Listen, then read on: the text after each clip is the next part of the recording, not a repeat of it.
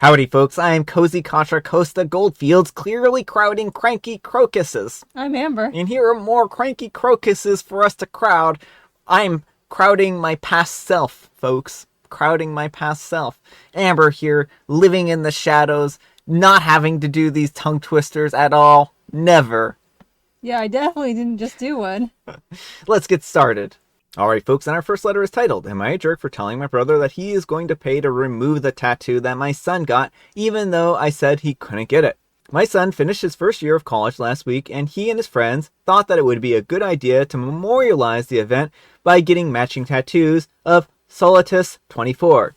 He was going to get it on his arm and asked me for $200 to get it. I said, no, you're not going to get the tattoo, let alone me giving you money for one. I found out yesterday that he got the tattoo done, but on his back, and it's so trashy.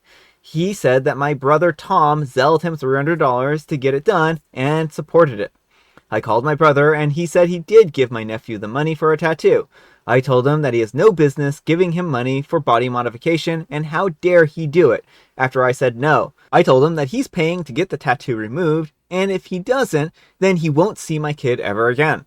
I'm the dad, not him. He said that it's not my business, and I said actually it's not his business to turn my kid against me. Alright folks, what do you think? Yes, you're the jerk. It sounds like the son is a legal adult and he can do what he wants with his body. He can ask his relatives for money to get tattoos. There's nothing wrong with that. And you can't stop him. He's an adult. I'm assuming that the kid is a 16-year-old college student who's just a brilliant person, and so the dad can do all this. Even if he was like, usually a lot of tattoo parlors, unless you have like a parent with you, you have to be 18. Yeah, no, I was just joking. I think that OP is being an overbearing parent. They need to realize that their child has grown up. They have left the nest, so to speak. OP, you don't get to tell your brother if he can see his nephew or not. Your son can make their own decisions about who they want in their lives. And if you're not careful, then you might not see your son in your life if you're too overbearing. Yeah, OP's grand plan is to try and get his brother banned from campus. Yeah, is that what's in the comments? Yeah, it's in the comments. Yeah, I don't know that that's going to work. I don't think that that's going to be able to be something that the school will do for OP. And like, also, is if the brother is hanging around on campus. Well, I think he goes to visit the son on campus. Oh, I see. That makes sense. As if the son can't ever leave campus to see OP's brother. Yeah. But let me know what you folks think. So anyhow, take care and good luck. And S.J. Donnelly says, assuming your son is of legal age, absolutely, you're the jerk. You're a helicopter parent, and the way you're reacting, I wouldn't be surprised if he ends up stopping speaking to you, and you'll deserve it. And OP replies, legally, he's a dependent. Okay, that's such a gross attitude right there, because lots of people can be legally dependent and still be adults who get to run their own lives. And Marilyn Manson Do Things to Me says, you're the jerk. Your son is in college. He isn't 12. He can decide what body mods he wants to get. And OP replies, he's a dependent on my taxes, so he doesn't decide what he can or wants to do. That's not how tax law works. Wow, I didn't know the IRS was that powerful. They'll come over to your son and throw him into jail for being his own person now. Go tell that to the IRS and see how they react. Tell my son he can't get body modifications. Info, how old is your son? He's a dependent on my taxes. Every answer he's providing is my son is a dependent. I don't think that means what you think it means. No, OP. It's very concerning that he sees that as it means that I have total control over someone. Because again, just because someone is financially dependent on you doesn't mean that they are not allowed to make their own decisions. Yeah, well, I mean, take like a spouse who might be financially dependent on them, right? They are their own person, but you might still write them as a dependent on your taxes. That doesn't mean that you get to dictate to them how they live their life. They're your spouse, right?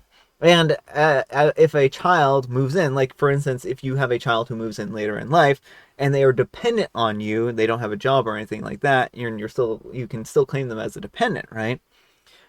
But if they're not paying their own taxes, right? If they don't have a job. And that doesn't mean that you get to dictate how they spend their life. It just means that there is this tax system written here that allows you to take credit for individuals living inside your household so that you aren't being overtaxed. Right. It's just a tax thing so you get more of your money back. It does not mean that you literally own this person and control them. Yeah. And Chillstoner0604 says, "You're the jerk. Frankly speaking, your son is an adult. What he does to his own body is no longer your business. You can refuse to pay for it, but you can't stop a grown man from getting a tattoo." And OP replies, "He's not an adult until he pays for his own gym membership." I mean, your son, if he's paying for a gym membership, then he's probably overpaying because a lot of campuses also have gyms that they can go to, right? Well, and regardless, like that's not how legal adulthood works either. Like you don't have to be paying for your own gym membership to be. I didn't know that was one of the hallmarks of adulthood. I guess I've never paid for a gym membership, so does that mean I'm not an adult? Well, you have, right? Because of the Well, I guess my university. rec fees to the university. And that's what I'm saying. But I mean, this is actually a great loophole. So if you want to go and control somebody's life, buy them a gym membership.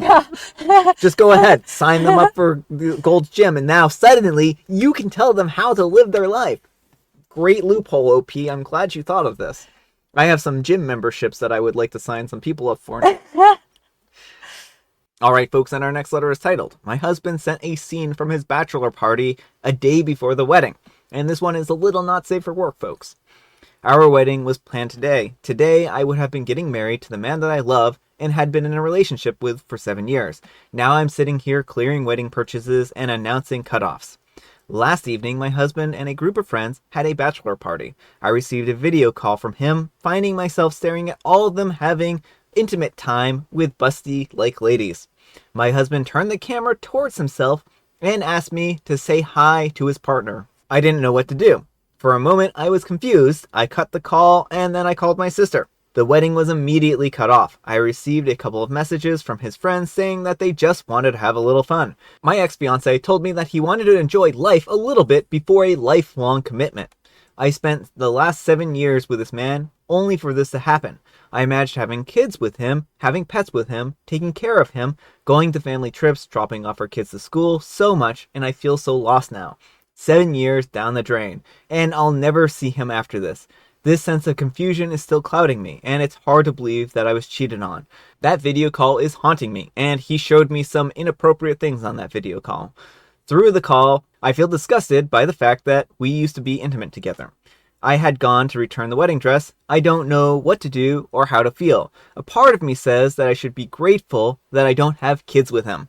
All right, folks, what do you think? I'm so sorry you're dealing with this situation, OP. It is a horrible situation, and I understand it's deeply hurtful. I mean, the one silver lining is that you aren't legally tied to him, so you can leave him, because it becomes so much harder once you're married to someone and they cheat on you.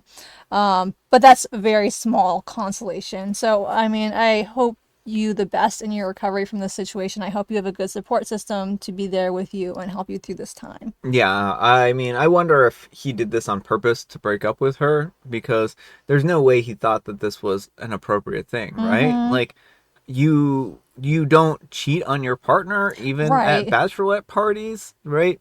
And or bachelor parties. But I mean, the fact that he did this really shows that he is just completely oblivious to how other people's emotional needs, right? And Right. It shows how little he cared for OP. His fun was more important than OP's well-being. yeah, like when you enter a relationship, the policy is don't cheat, right? And you don't expect that somebody is going to cheat on you if you are exclusive, right? If he didn't want to be exclusive with OP, then he should have broke things off with OP and gone and done whatever he wanted to do, right? Right. Well, that's the thing that baffles me about this. Some people have this logic that, oh, the bachelor party is the last time to have fun. Well, no. The last time to have intimate time with someone who isn't your partner is before you decide to be exclusive. That's it. Yeah. And when you break up, then you can go out and do whatever you want at that point in time, right? I think this is a tremendously sad story, and I feel so bad for poor OP here, and I just hope them nothing but recovery. But it's a good thing that they found this out about them now instead of later, right? Because yeah, it's always better to find this stuff out sooner than later, even if it's 7 years wasted. But at least it's not 50 years wasted, 30 years wasted with this guy when you find out he's cheated on you or other things, right? But let me know what you folks think. So anyhow, take care and good luck. Alright folks, and our next letter is titled, Am I a Jerk for Leaving My Husband Because He Kept Telling His Friends That I Was to Blame for Everything? I have been with my husband for the last 7 years, and honestly, it kills me to walk away because outside this issue, he's fantastic. He takes care of me, he loves me, he makes sure that I'm taken care of, etc., and I love him more than anything. But this issue has been happening for the past year, and it basically ruined my reputation among everyone.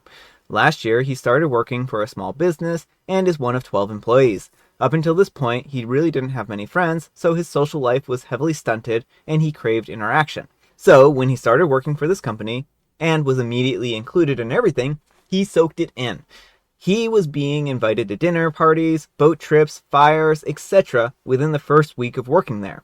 By a month in, he was hanging out with these guys nearly every day after he got off of work. He started drinking a lot more, because all of these men drink like fish, and he is an individual who cracks under peer pressure and is a follower by nature. He told me several times that he felt like he couldn't say no. It started causing a lot of fights because I was pregnant when this began, and I felt so pushed to the side and forgotten about. He started coming home from 9 p.m. to 1 a.m. He was off of work at 4:30 p.m., a few times having stayed out until 5 o'clock in the morning. I started shutting down because I was tired of repeating myself and expressing my needs, just to have him do whatever his friends wanted anyways. After I gave birth to our daughter, he got better for a little while. He stopped going out, and I think by the time that the baby was 3 months old, he had only gone out once. But after that, he fell right back into old patterns and didn't even tell me when he was leaving anymore.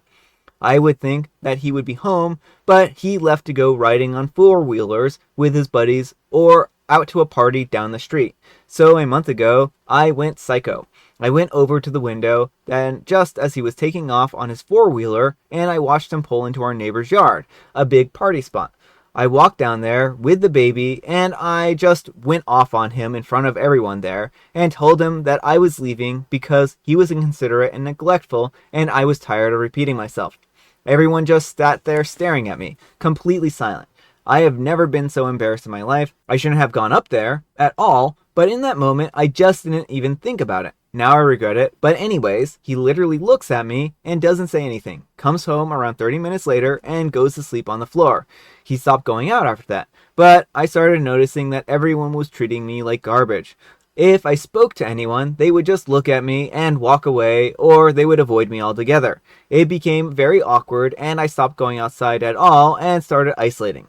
Well, I overheard my husband on the phone last night saying, I know man, I wish I could come out, but Hannah won't let me. Followed by a, I know it's BS. I asked him who he was talking to, and he hangs up. I asked to see his phone, and he keeps asking why, but eventually gives it to me. There were tens of texts to his buddies blaming me for not going out, saying Hannah won't let me go, or Hannah said no, or I can't do anything, because Lord forbid I get some time to myself after busting my butt to keep a roof over her head. He had not asked me a single time if I minded if he went out. So he just told them no and blamed me without even running it by me. This is not who my husband was before he got tied in with this group of coworkers. I just started packing up me and my daughter. He followed me around the house, begging and crying and telling me not to leave, apologizing. Before I left, I said, I've sat by and dealt with being chosen second to a bunch of people who would never choose you first, and you still blamed me and made me look like I was the one in the wrong. Now you can live the life that you want without me controlling you. I am at my mother's, and I have told him not to contact me unless it's about our child. My best friend is telling me that I need to work it out because my husband is a truly great guy, and I know this isn't him. But I can't trust him anymore. Am I the jerk? All right, folks, what do you think? No, not the jerk. Your husband abandoned you during a very vulnerable time, has been leaving you, it sounds like, to do basically all the caring of your very young child, has no regard for you whatsoever. Like, you don't even know if he's in the house or not. This is not a loving and caring partner. And I mean, I know that OP wants to sit there and blame the friends for this, because it does sound like she's putting a lot of blame on the friends and saying, well, he's kind of a person who just goes with people and whatnot, but he's made a lot of decisions on his own about how to treat OP and how to handle this situation, right? Well, that's the thing is, even if he's a people pleaser, he's chosen not to do what OP needs. He's decided that she is way lower priority than all these other people. Yeah. And that's a choice. Yeah. A deliberate choice on his part. Now, I mean, I could understand if he didn't realize that he was getting out of hand and maybe doing this a little too often.